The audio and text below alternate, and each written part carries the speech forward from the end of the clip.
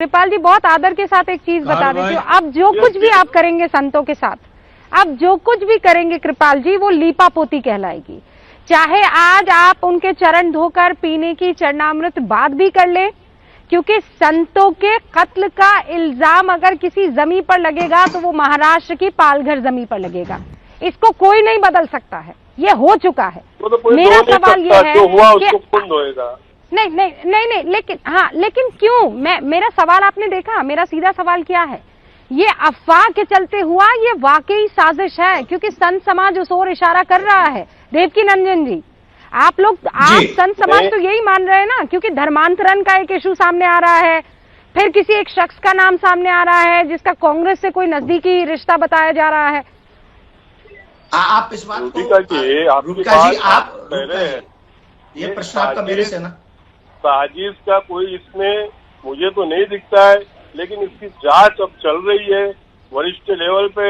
आपको 8 या 10 दिन में इसका रिजल्ट भी जांच का आ जाने वाला है कि सही मायने में ये हत्या थी या साजिश थी या क्या गलत फहमी थी।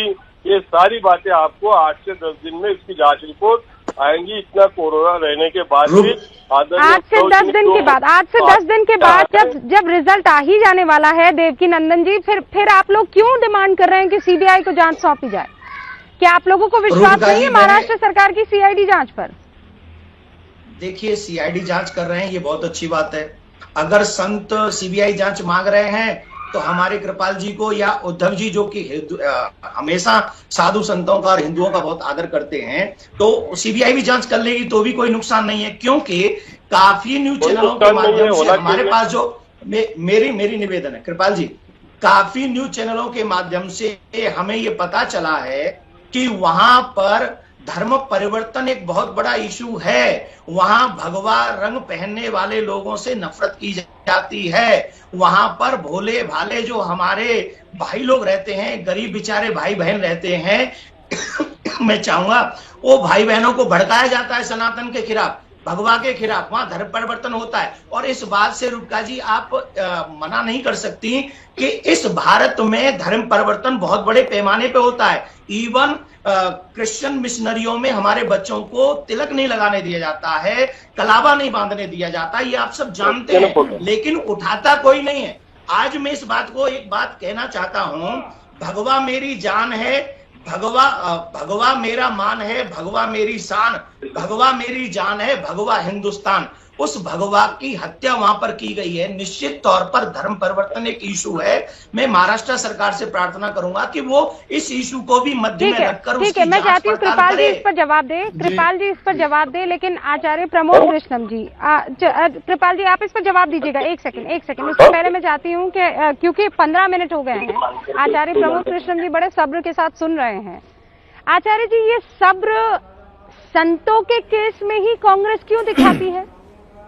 और इसमें मैं कोई सांप्रदायिकता का एंगल नहीं लाना चाह रही हूँ। सच्चाई तो ये है कि आप जिस पार्टी से ताल्लुक रखते हैं, और आज दुविधा देखिए, विडंबना देखिए, आपको संतों की बात भी रखनी है, लेकिन साथ में उस पार्टी का भी आपको बचाव करना है जिसने इसके ऊपर पिन ड्रॉप साइलेंस अख्तियार किया हुआ है। एक शब्द तक नहीं।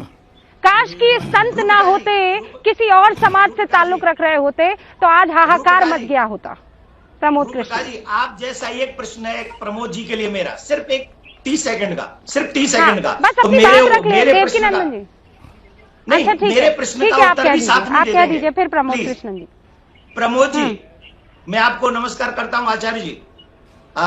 मैंने एक व्यू देखा था, एक थोड़ा विजुअल देखा था कि लखनऊ में जब एक व्यक्ति समुदाय के कोई व्यक्ति को नुकसान पहुंचा था, तो आप आदरणीय प्रियंका गांधी जी के साथ लखनऊ में आप गए थे। मुझे उससे कोई प्रॉब्लम नहीं है, आप लखनऊ गए, बहुत अच्छी बात है। लेकिन इस संतों की निर्मम हत्या के ऊपर क्यों कांग्रेस पार्टी मौन साधन की हुई है? क्या हिंदू और हिंदू सनातन संस्कृति आपकी पार्टी के लिए कोई महत्व नहीं रखती क्या?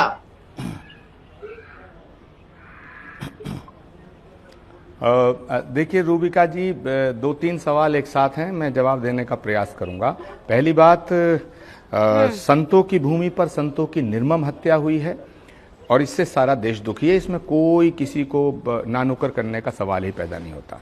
दूसरी बात है कि जो अभी एनसीपी के सांसद महोदय कह रहे थे वो अपनी जगह ठीक है कि उन्होंने 100 से ज्यादा लोगों को सरकार ने जो है नामजद किया है, कुछ लोगों को सस्पेंड भी किया, लेकिन हाँ शिवसेना में तो मैं ये कहना चाहता हूं कि उद्धव ठाकरे जी के नेतृत्व पर हमें कोई संदेह नहीं है। हम ऐसा कतई नहीं सोच सकते, हमें सोचना भी पाप होगा कि उद्धव ठाकरे के चीफ मिनिस्टर के कार्यकाल में संतों की हत्या की निष्पक्ष जांच ना हो, ऐसा विषय नहीं है। लेकिन जो हुआ है अभी तक उससे ऐसा प्रतीत होता है कि जिस पुलिस की प्रशंसा, जिस पुलिस को सलाम पूरा देश कोरोना के इस संकट में कर रहा है, उस पुलिस की उस वर्दी पे दाग लगाया है उन्होंने अपनी बुजदिली से यह सिद्ध कर दिया है कि यह पुलिस निकम्मी है और इस पूरा थाना सस्पेंड होना चाहिए था, जिला प्रशासन बर्खास्त होना चाहिए था। 2 बातें। तीसरी बात यह है कि अभी सीबीआई की जांच और जो बात चल रही है, मैं कहना चाहता हूं कि सीबीआई की जांच उस विषय पे होनी चाहिए या उन महत्वपूर्ण रहस्यवादी विषयों पर होनी चाहिए जो कहीं छुपाव हो। इसमें पूरी दुनिया ने देखा है वो वीडियो, उसमें सैकड़ों लोग हैं और लोकल जो लोग होते हैं उन वीडियो को देख के एक एक को पहचान लेंगे। अब सवाल उठता है चौथे पॉइंट का कि जो देवकी नंदन जी ने कहा है और जो शाहनवाज हुसैन साहब जो इशारा कर रहे थे, मैं रूबिका जी आपसे एक बात पूछना चाहता हूं, शाहनवाज साहब से पूछना चाहता हूं आपके माध्यम से कि शाहनवाज हुसैन साहब, उद्धव ठाकरे जब तक बीजेपी के साथ थे तो वह हिंदू हृदय सम्राट थे, अगर वो आपके साथ नहीं है तो वो संतों की हत्या या हत्या करने वालों के साथ खड़े हो जाएंगे। क्या आप ऐसा मानते हैं? दूसरी बात, क्या आपको उद्धव ठाकरे की कार्यकुशलता पे विश्वास नहीं है? तीसरी बात, मुझे आप इतना बता दीजिएगा, जब इसमें कोई सांप्रदायिक एंगल नहीं है, इसमें मारने वाला कोई मुसलमान नहीं है, इसमें जिनकी हत्या हुई है वो हमारे भोले भाले प्यारे संत हैं, निर्मम हत्या हुई, जघन्य हत्या हुई, मैं संतों के साथ खड़ा हूं। अगर संत आंदोलन करेंगे, देवकीनंदन ठाकुर जहां कहेंगे, मैं सरकार का पक्ष नहीं लूंगा, संतों का पक्ष लूंगा। लेकिन शाहनवाज साहब, एक सवाल है, अगर आपकी सरकार होती तो इससे ज्यादा और क्या कार्रवाई करते? एक सवाल आपसे और है, महत्वपूर्ण सवाल है, अभी देवकीनंदन ठाकुर जी ने उठाया कि वहां धर्मांतरण हो रहा है, वहां 10 second, give me 10 second only, वहां धर्मांतरण हो रहा है। तो धर्मांतरण जो हो रहा है, यानी हिंदुओं से जो ईसाई में कन्वर्जन हो रहा है, वो केवल 6 महीने में उद्धव ठाकरे की सरकार बनने के बाद तो हो नहीं रहा, वो तो फिर इसका मतलब 5-6 साल से चल रहा था। तो फडणवीस सरकार, बीजेपी की सरकार कर क्या रही थी?